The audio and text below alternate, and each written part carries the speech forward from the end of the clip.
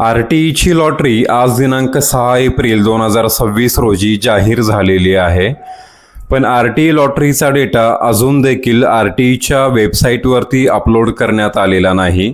त्यामुळे कोणत्या विद्यार्थ्याचा RTई अंतर्गत नंबर लागलेला आहे किंवा नाही याची माहिती अजून देखील वेबसाईटवरती उपलब्ध झालेली नाही.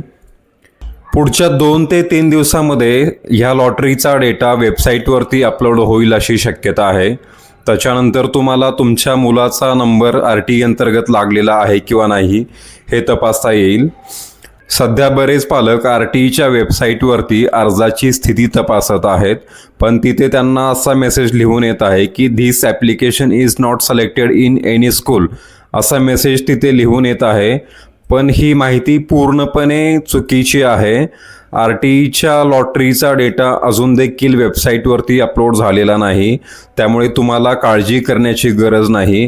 तुमच्या पाल्याचा नंबर लागलेला आहे किंवा नाही ही माहिती अजून देखील अधिकृतपणे वेबसाईटवरती उपलब्ध झालेली नाही. पुढच्या 2 ते 3 दिवसामध्ये ही माहिती अधिकृतपणे वेबसाईटवरती अपलोड होईल. त्यानंतर तुम्हाला त्याच वेबसाईटवरती तुमच्या अर्जाची स्थिती चेक करायची आहे. त्याचबरोबर ज्या पाल्याचा नंबर RTई अंतर्गत लागेल त्यांच्या रजिस्टर्ड मोबाईल नंबरवरती संबंधित विभागाकडून तुमचा नंबर लागलेला SMS देखील येईल. त्यामुळे तुम्ही निश्चिंत राहायचं आहे. वेबसाईटवरती अर्जाची स्थिती ह्यामध्ये तुम्हाला चेक करता येईल किंवा तुमच्या रजिस्टर्ड मोबाईल नंबरवरती SMS देखील येणार आहे. त्यामुळे पुढचे 2 दिवस पालकांनी निश्चिंत राहायचं आहे.